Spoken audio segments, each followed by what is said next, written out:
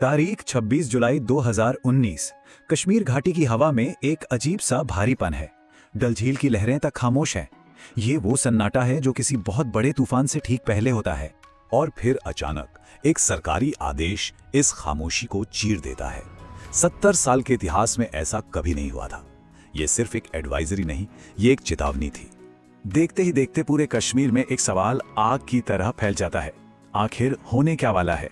लोग घबराकर ATM, petrol पंपों की तरफ भागते हैं। घरों में महीनों का राशन जमा करने लगते हैं। हवा में डर को साफ महसूस किया जा सकता था।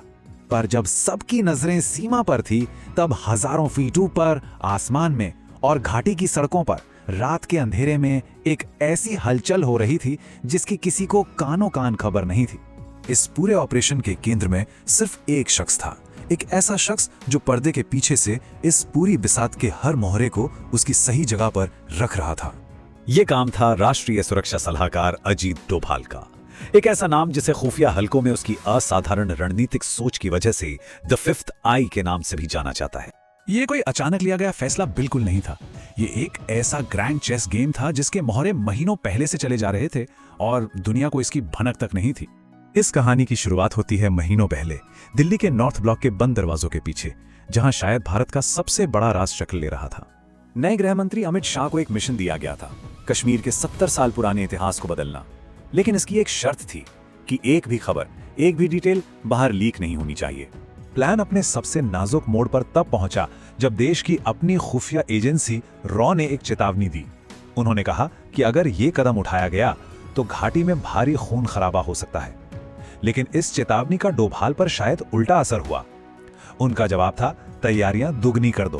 23 जुलाई, जब पूरा देश कारगिल विजय दिवस की तैयारी कर रहा था, अजीत डोभाल चुपचाप श्रीनगर में लैंड कर चुके थे। ये एक टॉप सीक्रेट 72 घंटे का मिशन था, द फाइनल चेक। डोभाल ने खुद जमीन पर उतरकर हर तैयारी का जायजा लिया। क्या C-17 विमान एक साथ हजारों सैनिकों को उतारने के लिए तैयार हैं?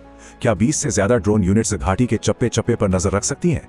और सबसे जरूरी सवाल, क्या स्थानीय अधिकारियों को असली प्लान की बिल्कुल भी भनक है? और इसका जवाब था नहीं।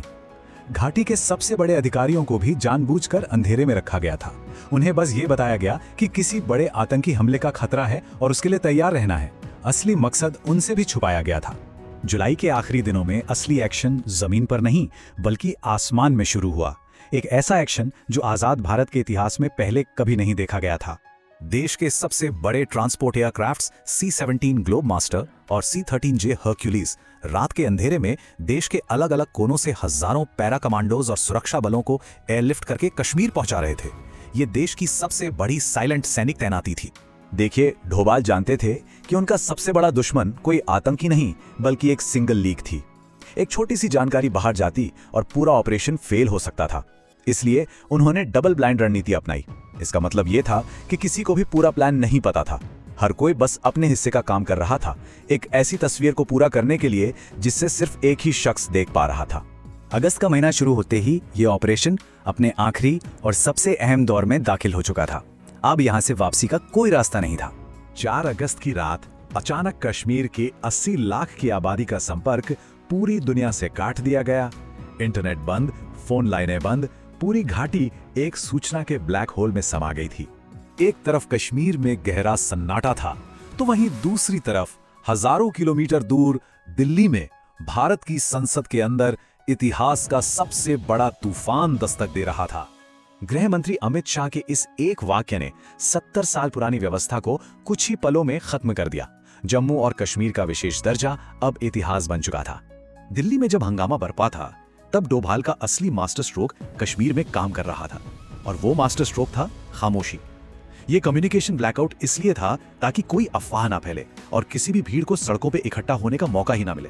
फैसले के ठीक अगले दिन एक ऐसी तस्वीर सामने आई जिसने दिल्ली से लेकर इस्लामाबाद और वॉशिंगटन तक हर जगह एक बहुत साफ संदेश भेज दिया। ये तस्वीर थी अजीत डोभाल की, जो श्रीनगर के शोपिया की सड़कों पर स्थानीय लोगों के साथ बैठकर उनसे बात कर रहे थे। ये सिर्फ एक तस्वीर नहीं थी, ये एक मनोवैज्ञानिक संदेश था कि जमीन पर हालात पूरी तरह नियंत्रण में हैं। जिस खून खराबे की आशंका जताई गई थी उसे रोक लिया गया। पाकिस्तान की खुफिया एजेंसियों को प्रतिक्रिया देने का मौका तक नहीं मिला। ये खेल शुरू होने से पहले ही खत्म हो चुका था। इस ऑपरेशन ने यह साबित कर दिया कि सबसे बड़ी जीत वही होती है जिसका पता सामने वाले को तब चलता है जब खेल खत्म हो चुका हो। लेकिन सवाल ये है कि इतिहास के पन्नों में ऐसे और कितने अध्याय हैं जो इसी तरह खामोशी में लिखे गए हैं।